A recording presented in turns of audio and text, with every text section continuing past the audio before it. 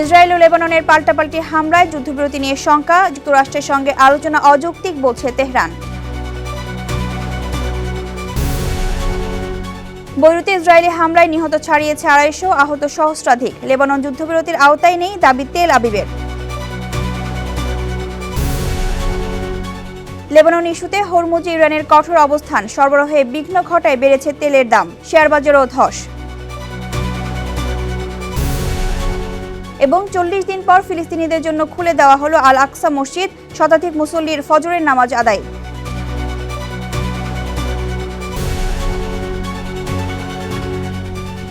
বিশ্বজুড়ে ঘটে যাওয়া দিনের গুরুত্বপূর্ণ ঘটনাবলী নিয়ে আরটিভি নিয়মিত আয়োজন সারাদিনের বিশ্বে আপনাদের সঙ্গে আছি আমি আমরিন নিফা। যুদ্ধবিরতি লঙ্ঘন করে ইসরায়েল লেবাননের পাল্টাপাল্টি হামলায় যুদ্ধবিরতি ভেস্তে যাওয়ার আশঙ্কা তৈরি হয়েছে। এ হামলার পর যুক্তরাষ্ট্রের সঙ্গে স্থায়ী শান্তি চুক্তির আলোচনা চালিয়ে যাওয়া অযৌক্তিক বলে মনে করছে তেহরান। তবে মার্কিন ভাইস প্রেসিডেন্টের মন্তব্য, লেবাননকে কেন্দ্র করে আলোচনা ভেস্তে দেওয়া বোকামি হবে। বিস্তারিত সামিউল শিহাবের রিপোর্টে।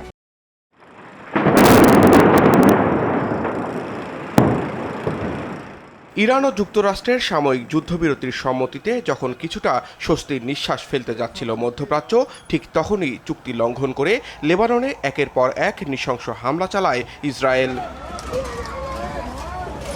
ভয়াবহ ওই হামলার পর যুক্তরাষ্ট্রের সঙ্গে স্থায়ী শান্তি চুক্তির আলোচনা চালিয়ে যাওয়া অযৌক্তিক বলে মন্তব্য করেছেন ইরানের পার্লামেন্ট স্পিকার মোহাম্মদ বাঘের গালিবাফ। ইসরায়েলের এই বিধ্বংসী হামলায় কয়েকশো মানুষ নিহত হওয়ার প্রেক্ষাপটে এখন পাল্টা আঘাতের হুমকিও দিচ্ছে তেহরান। ইরানের পররাষ্ট্রমন্ত্রী আব্বাস আরাকচিও জোর দিয়ে বলেছেন, লেবানন বিষয়ে যুক্তরাষ্ট্র ইরান চুক্তির শর্তাবলী স্পষ্ট। এখন ওয়াশিংটনে হয় যুদ্ধবিরতি অথবা ইসরায়েলের মাধ্যমে যুদ্ধ চালিয়ে যাওয়ার মধ্যে একটি পথ বেছে নিতে হবে। তবে যুক্তরাষ্ট্র ও ইরানের মধ্যকার যুদ্ধবিরতি চুক্তিতে লেবানন অন্তর্ভুক্ত নয় বলে দাবি করেছেন হোয়াইট হাউসের মুখপাত্র ক্যারোলাইন লেভিট। এক ব্রিফিংয়ে তিনি বলেন, প্রেসিডেন্ট ট্রাম্প ও ইসরায়েলের প্রধানমন্ত্রী বেনিয়ামিন নেতানিয়াহুর মধ্যে আলাপ হয়েছে, যেখানে ইসরায়েলি প্রধানমন্ত্রী এই যুদ্ধবিরতির প্রচেষ্টাকে সমর্থন করলেও হিজবুল্লাহর বিরুদ্ধে হামলা অব্যাহত রাখার ঘোষণা দিয়েছেন। লেবাননে ইসরায়েলি হামলাকে কেন্দ্র করে সম্ভাব্য যুদ্ধবিরতি ভেস্তে দেওয়া বোকামি হবে বলে মন্তব্য করেছেন যুক্তরাষ্ট্রের ভাইস প্রেসিডেন্ট জেডি ভ্যান্স। শুক্রবার ইসলামাবাদে আসন্ন শান্তি চুক্তি বৈঠকে ট্রাম্পের বিশেষ দূত স্টিভ উইটকফ ও জামাতা জ্যারেড কুশনারের সঙ্গে মার্কিন প্রতিনিধি দলে থাকার কথা রয়েছে তার। এদিকে সমুদ্রতলে পেতে রাখা সম্ভাব্য মাইন বিস্ফোরণের ঝুঁকি এড়াতে হরমুজ প্রণালীতে নতুন ও বিকল্প রুট ঘোষণা করেছে আইআরজিসির নৌ শাখা। এক বিবৃতিতে তারা জানায়, যেসব জাহাজ এই প্রণালী অতিক্রম করতে চায় তাদের নৌবাহিনীর সঙ্গে সমন্বয় করে নির্দিষ্ট রুট অনুসরণ করতে হবে। সামিউল শিহাব, আরটিভি। লেবাননের রাজধানী বৈরুত সহ বিভিন্ন বেসামরিক এলাকায় ইসরায়েলের ব্যাপক বিমান হামলায় সৃষ্টি হয়েছে ভয়াবহ ধ্বংসযজ্ঞ। এতে ২৫৪ জন নিহত ও সহস্রাধিক আহত হয়েছে। হাসপাতালগুলোতে তৈরি হয়েছে চরম সংকট। হামলার তীব্র প্রতিক্রিয়া জানিয়েছে লেবানন ও ইরান। তবে যুদ্ধবিরতির আওতায় লেবানন নেই বলে সাফাই গাইছে ইসরায়েল। বিস্তারিত বিনিয়ামিনের রিপোর্টে। ২ সপ্তাহের যুদ্ধবিরতিতে পরিস্থিতি কিছুটা স্বাভাবিক হতে শুরু করলেও লেবাননে ভয়াবহ ধ্বংসযজ্ঞে মেতেছে ইসরায়েল। ইসরায়েলি সেনাদের বিমান হামলায় পুড়ছে রাজধানী বৈরুত সহ বিভিন্ন এলাকা। নৃশংস এ হামলায় হতাহত হয়েছে কয়েকশো মানুষ। লেবানন রেড ক্রস জানিয়েছে, হাসপাতালে আহত ও নিহত মানুষের ঢল নেমেছে। হামলার মধ্যেই ক্ষতিগ্রস্ত এলাকাগুলো থেকে আহতদের সরিয়ে নিতে কাজ করছে শতাধিক অ্যাম্বুলেন্স ও উদ্ধার কর্মীরা। ভয়াবহ এ আগ্রাসনের তীব্র নিন্দা জানিয়েছেন লেবাননের প্রেসিডেন্ট জোসেফ আউন। তিনি বলেন, আন্তর্জাতিক আইন ও রীতির প্রতি চরম অবজ্ঞা প্রদর্শন করেছে তেল আবিব। ইতোমধ্যেই পাকিস্তানের সেনাপ্রধান ফিল্ড মার্শাল আসিম মুনিরের সঙ্গে ফোন আলাপে ইসরায়েলের যুদ্ধবিরতি লঙ্ঘনের বিষয়টি তুলে ধরেছেন ইরানের পররাষ্ট্রমন্ত্রী আব্বাস আরাকচি। এমন অমানবিক হামলার পরেও যুদ্ধবিরতি লঙ্ঘন হয়নি বলে জানিয়েছেন ইসরায়েলের প্রধানমন্ত্রী বেনিয়ামিন নেতানিয়াহু। তিনি বলেন, লেবানন এ যুদ্ধবিরতির অন্তর্ভুক্ত নয়, তাই হিজবুল্লাহর বিরুদ্ধে অভিযান অব্যাহত থাকবে। এর আগে সাময়িকভাবে ২ সপ্তাহের জন্য সব ধরনের হামলা স্থগিতের ঘোষণা দিয়েছে যুক্তরাষ্ট্র ও ইরান। একই সঙ্গে হরমুজ প্রণালী দিয়ে জাহাজ চলাচল নিরাপদ রাখার প্রতিশ্রুতি দিয়েছে আইআরজিসি। অন্যদিকে যুক্তরাষ্ট্রের প্রেসিডেন্ট ডোনাল্ড ট্রাম্প বলেছেন, তেহরানের উপর থাকা কিছু নিষেধাজ্ঞা শিথিল হতে পারে, তবে ইউরেনিয়াম সমৃদ্ধের বিষয়ে এখনো একমত হননি তিনি। পাশাপাশি ইরানকে অস্ত্র বিক্রি করলে সংশ্লিষ্ট দেশগুলোর ওপর 50% শুল্ক আরোপের হুমকি দিয়েছেন মার্কিন প্রেসিডেন্ট। বিনিয়ামিন, RTV। এদিকে যুদ্ধবিরতি ভেস্তে যাওয়ার আশঙ্কায় বিশ্ববাজারে আবারও বাড়তে শুরু করেছে তেলের দাম। বৃহস্পতিবার আন্তর্জাতিক বাজারে ব্রেন্ট ক্রুড ও মার্কিন WTI তেলের দাম প্রায় বেড়ে 3% ব্যারেল প্রতি $97 ছাড়িয়েছে। বুধবার চুক্তি অনুযায়ী কৌশলগত গুরুত্বপূর্ণ হরমুজ প্রণালী খুলে দেওয়ার কথা থাকলেও ইসরায়েলি হামলার প্রতিবাদে ইরানের কঠোরতায় সরবরাহ বিঘ্নিত হওয়ার উদ্বেগ বেড়েছে। এর প্রভাবে ধস নেমেছে বিশ্ব শেয়ার বাজারেও। জাপানের নিক্কেই এবং দক্ষিণ কোরিয়ার কোসপি সূচক বড় পতনের মুখে পড়েছে। হংকংয়ের হ্যাং সেং এবং চীনের সাংহাই কম্পোজিট সূচকও বেশ নিম্নমুখী। যুদ্ধবিরতির প্রাথমিক আশায় গতকাল মার্কিন বাজারে S&P 5000 2.5% বাড়লেও নতুন উত্তেজনার মার্কেটগুলোতে ধস নামার ইঙ্গিত পাওয়া যাচ্ছে। ইরান যুক্তরাষ্ট্রের যুদ্ধবিরতি কার্যকরে প্রধান ভূমিকা রেখে সামনে উঠে এসেছে পাকিস্তানের নাম। বিশ্বের বাঘা বাঘা ও শক্তিশালী রাষ্ট্রকে ছাপিয়ে কেন ইসলামাবাদের কথায় সংঘাত থামালো দুই পক্ষ? এখন এমন প্রশ্নই আন্তর্জাতিক কূটনৈতিক প্রধান আলোচনার। মূলত নিরপেক্ষতা ও ভৌগোলিক অবস্থানের কারণে উভয় পক্ষের আস্থা জুগিয়েছে পাকিস্তান। অন্যদিকে নিজের জ্বালানি নিরাপত্তা ও আঞ্চলিক স্থিতিশীলতার দিকেও খেয়াল রেখেছে ইসলামাবাদ। পাকিস্তানের এই জটিল কিন্তু কার্যকর কূটনৈতিক উদ্যোগ নিয়ে বিস্তারিত থাকছে সামিউল শিহাবের রিপোর্টে। মধ্যপ্রাচ্যের আকাশে যখন যুদ্ধের উত্তাপ চরমে বিশ্বজুড়ে, তখন একটাই প্রশ্ন, এই সংঘাতের শেষ কোথায়? ঠিক সেই সংকটময় মুহূর্তে সামনে আসে এক অপ্রত্যাশিত নাম, পাকিস্তান। দুই চিরপ্রতিদ্বন্দ্বী শক্তি যুক্তরাষ্ট্র এবং ইরান দুপক্ষই যখন যুদ্ধবিরতিতে সম্মত হলো, তখন স্পষ্ট হয়ে ওঠে এই সমঝোতার পেছনে কাজ করেছে এক জটিল কিন্তু কার্যকর কূটনৈতিক উদ্যোগ, যার কেন্দ্রে ছিল ইসলামাবাদ। ইরানের পররাষ্ট্রমন্ত্রী আব্বাস আরাকচি এক বার্তায় পাকিস্তানের নেতৃত্বের প্রতি কৃতজ্ঞতা জানান। তিনি ইঙ্গিত দেন পাকিস্তানের প্রধানমন্ত্রী শেহবাজ শরীফ এবং সেনাপ্রধান আসিফ মনির যুদ্ধ থামাতে গুরুত্বপূর্ণ ভূমিকা রেখেছেন। একই সময়ে ডোনাল্ড ট্রাম্পও এই বার্তাকে সমর্থন জানিয়ে সামাজিক মাধ্যমে শেয়ার করেন, যা ওয়াশিংটনের অবস্থানকে আরও স্পষ্ট করে।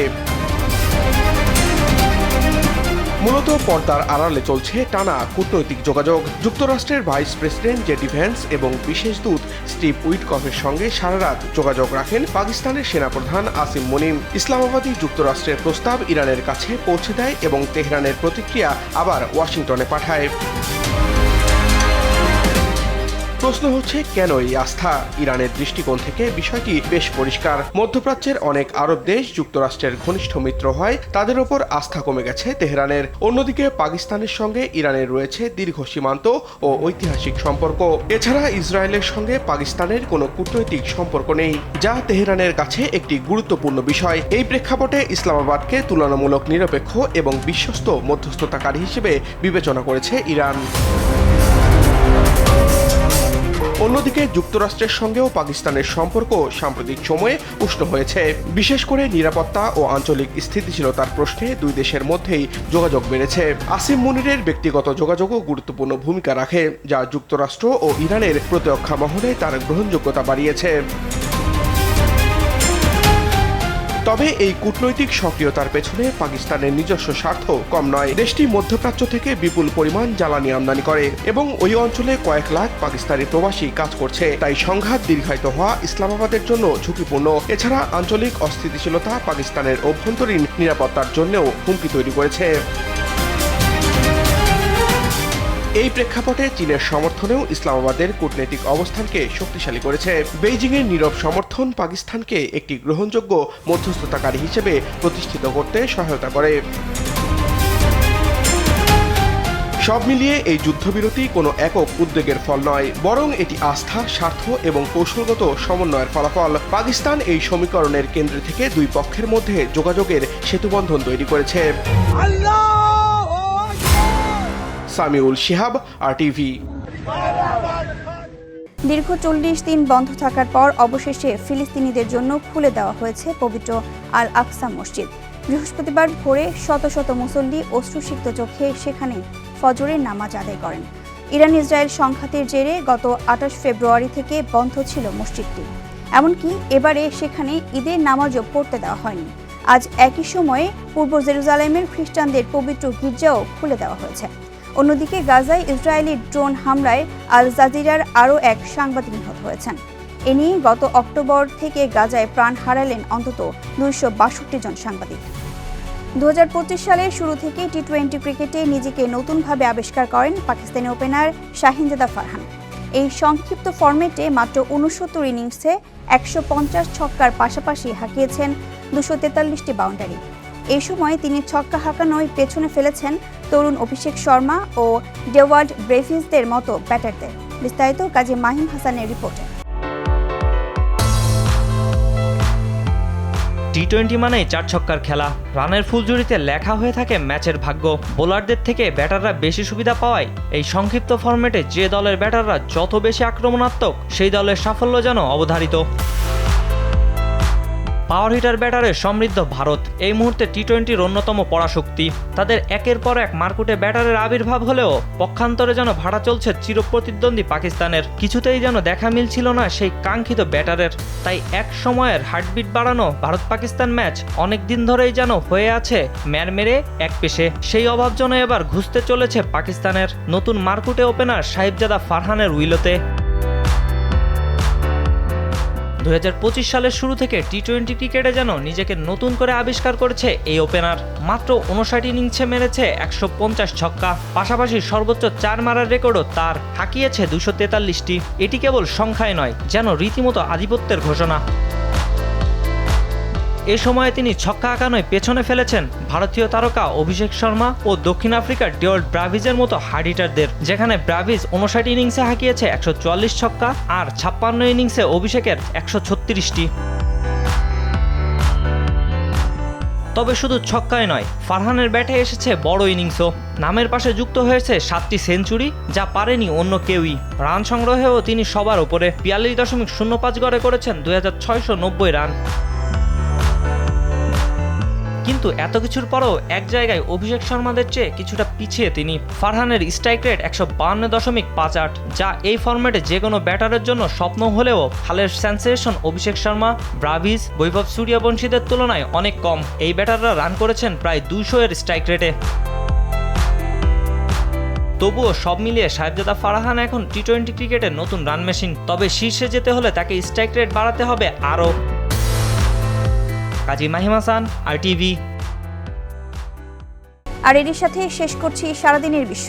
RTVর সাথে সংযুক্ত থাকুন, মতামত জানান RTVর সামাজিক যোগাযোগ মাধ্যমগুলোতে।